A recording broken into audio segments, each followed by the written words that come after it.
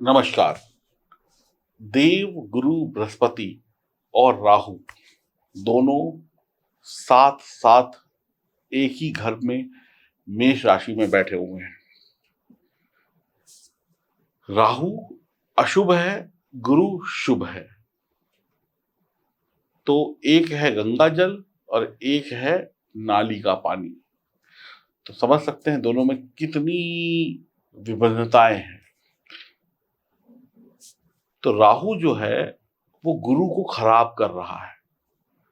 एक बुरा आदमी किसी मोहल्ले में चला जाए, किसी जगह पे चला जाए, तो वो पूरे मोहल्ले को अपनी गंदगी से पीड़ित कर देता है। तो ऐसे ही राहु जो है देवगुरु बृहस्पति को परेशान कर रहे हैं। अब देवगुरु बृहस्पति कुछ अच्छा करने की सोचते हैं आपके लिए, आपकी राशि के लिए, आपके लग्न के लिए। राहु अपने बीच में टांग अड़ा देते हैं, नहीं मैं नहीं करने दूंगा। अब राहु और गुरु की लड़ाई में पिस कौन रहा है? आपकी राशि। आप आपने ना मैंने भैया गुरु को कुछ कहा, ना मैंने कोई राहु को कुछ कहा, लेकिन रिजल्ट मेरे को बुरे मिल रहे हैं, आपको बुरे मिल रहे हैं। अब देवगुरु बृहस्पति बेचारे फंसे हुए हैं, करें तो करें क्या। जैसे आपने एक कहानी सुनी होगी बचपन में कि हाथी एक बार पानी पीने के लिए तालाब में गया और वहां पर मगरमच्छ ने उसका पैर पकड़ लिया। अब ऐसे ही आप समझ लीजिए कि आप हाथी हैं, आप अपनी इच्छा पूर्ति के लिए काम कर रहे हैं, लेकिन आपकी टांग को मगरमच्छ ने पकड़ रखा है।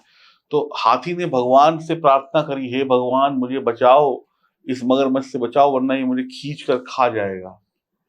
तो भगवान विष्णु आए, भगवान विष्णु ने उस गजराज की सुरक्षा करी, रक्षा करी और गजराज को उस मगरमच्छ के चंगुल से छुड़ा दिया। तो ऐसा ही कुछ वक्त आ गया है जब देवगुरु बृहस्पति अब राहु के चंगुल से छूटने वाले हैं। देवगुरु बृहस्पति राहु के चंगुल से मुक्ति पाने वाले हैं, राहत पाने वाले हैं, क्योंकि दोनों में दूरी हो गई है। अब जो राहु है ना, वो चाह कर भी गुरु को अपने अशुभ प्रभावों से परेशान नहीं कर पाएगा। बृहस्पति मेष राशि में लगभग 20 डिग्री के हैं, 20 डिग्री के हैं, और राहु जो है 4 डिग्री के हैं। तो 20 और 4 में बड़ा फर्क होता है। तो दूरी हो गई।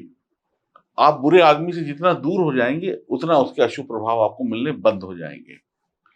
राहु जो है 30 अक्टूबर से अपनी राशि परिवर्तन करने वाले हैं, यानी कि मेष राशि से कहां चले जाएंगे?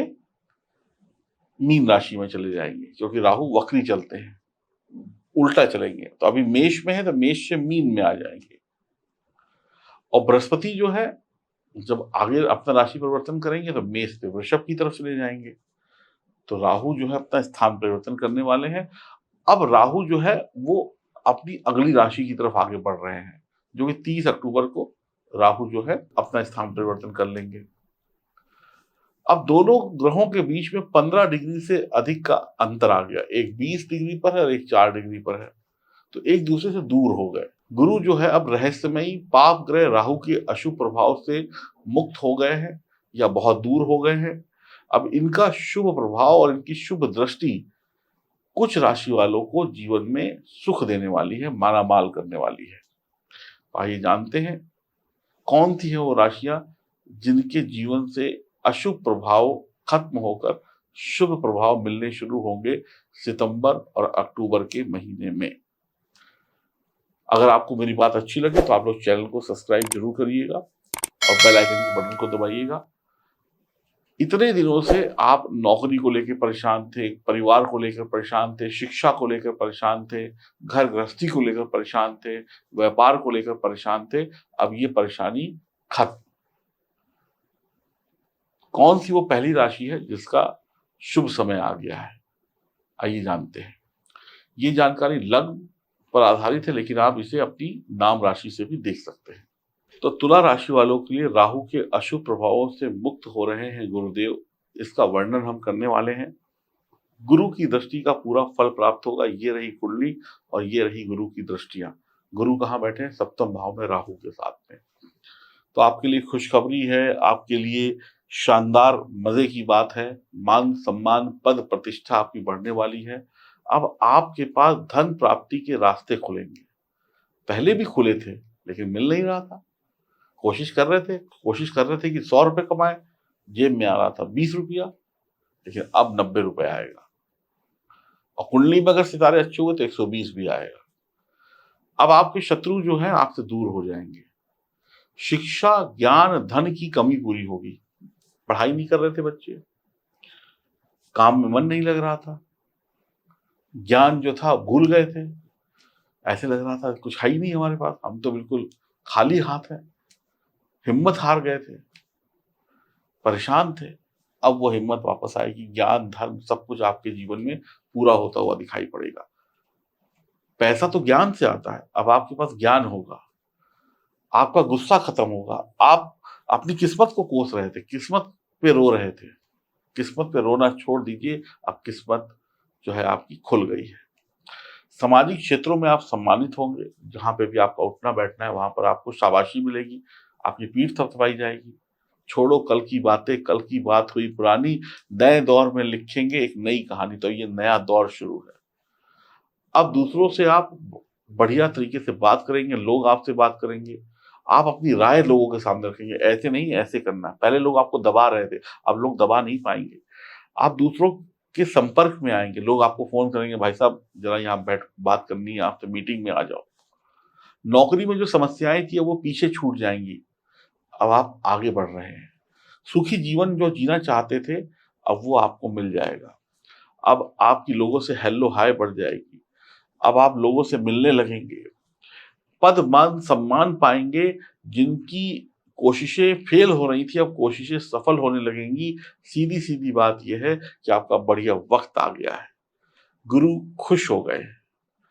अब आपको मजबूत भाग्य मिलेगा, मजबूत शिक्षा मिलेगी, मजबूत ज्ञान मिलेगा, मजबूत नौकरी, मजबूत अ, व्यापार मिलेगा। 11वें भाव पर दृष्टि होगी, तो आपकी जो पैसों से संबंधित समस्याएँ थी, वो खत्म हो जाएँगी। पारिवारिक जीवन में खुशियाँ आ जाएँगी। पति-पत्नी की लड़ाई हो रही थी, घर में पैसा नहीं आ रहा था, कलह-कलेश थी, सब खत्म। आनंद ही आनंद, खुशियाँ बाँटेंगे। शाम को आएँगे तो पति-पत्नी आपस में बैठकर बढ़िया बातें करेंगे, माता-पिता से प्यार मिलेगा, भाई-बच्चों का प्यार मिलेगा, भाई-बहन से मीठी बातें होंगी, परिवार में खुशहाली होगी, कुछ मांगलिक कार्य के बारे में सोचेंगे। पहले दिमाग में गुस्सा था, टेंशन थी, कुछ शुभ सोच नहीं पा रहे थे, अब गुस्सा, टेंशन खत्म, अब अच्छा-अच्छा सोचेंगे, बढ़िया सोचेंगे। परिवार की देखभाल बढ़िया, परिवार के लिए आप काम करेंगे, आपकी तारीफ़ करेंगे लोग कि बेटा हो तो ऐसा, बेटी हो तो ऐसी। जीवन साथी की तरफ प्यार की गाड़ी आपकी आगे बढ़ेगी। नए प्रेम संबंध बन सकते हैं, नई दोस्ती जो जो छूट गया था, जो टूट गया था, वो जुड़ जाएगा। आपके पराक्रम से कोई न कोई अच्छी खबर आपको प्राप्त होगी, यानी बाहुबल से, ताकत से, दिमाग से, छोटे भाई-बहनों की तरफ से खुशी आपको मिलेगी। वो विदेश जा सकते हैं, आप उनकी मदद करेंगे, आपके भाई, आपकी बहन तरक्की कर सकते हैं, खुशियाँ मिलेंगी, भाई-बहनों का प्यार मिलेगा। आपकी इच्छाएँ, आपकी महत्वाकांक्षाएँ पूरी होंगी, जो भी रुकावटें थी खत्म होंगी, कलह-कलेश आपके जीवन में खत्म हो जाएगा। आनंद ही आनंद। कम्युनिकेशन बढ़ेगी, लोगों से मेल-जोल बढ़ेगा, लोगों से मिलना-जुलना बढ़ेगा, मज़ा आ जाएगा। आप कह सकते हैं एक बड़ा बोझ जिसको लेकर आप जी रहे थे पिछले कुछ महीनों से, ये बोझ आपके कंधों से, आपके दिमाग से उतर जाएगा, परेशानी खत्म हो जाएगी। प्रॉफ़िट भी आएगा, महत्वाकांक्षाएँ भी बढ़ेंगी, विदेश जाने के लिए या विदेशी कंपनी में काम करने के लिए प्रयास आपके सफल होंगे। आप मजबूत होंगे, आपका शरीर मजबूत होगा, दिमाग मजबूत होगा, आपका व्यक्तित्व मजबूत होगा, साहस मजबूत होगा। आपकी जो ज़ुबान है उससे सही शब्द निकलेंगे। आनंद ही आनंद है। बहुत ही बढ़िया समय है। बस ध्यान रखिए, भगवान को दिल में रखिए।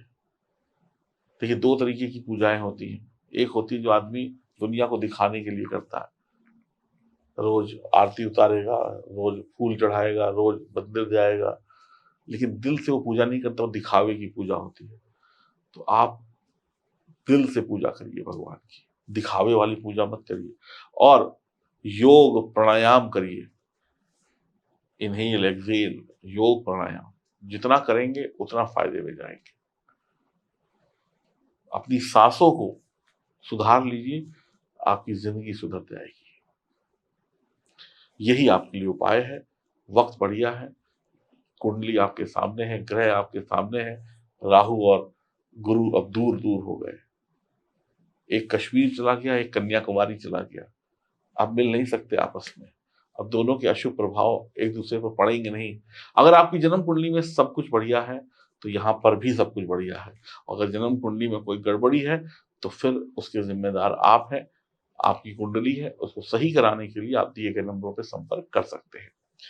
नमस्कार करने से पहले ये बोलना चाहूंगा कि कमेंट बॉक्स में एक बार जरूर लिखिए जय श्री राम। नमस्कार।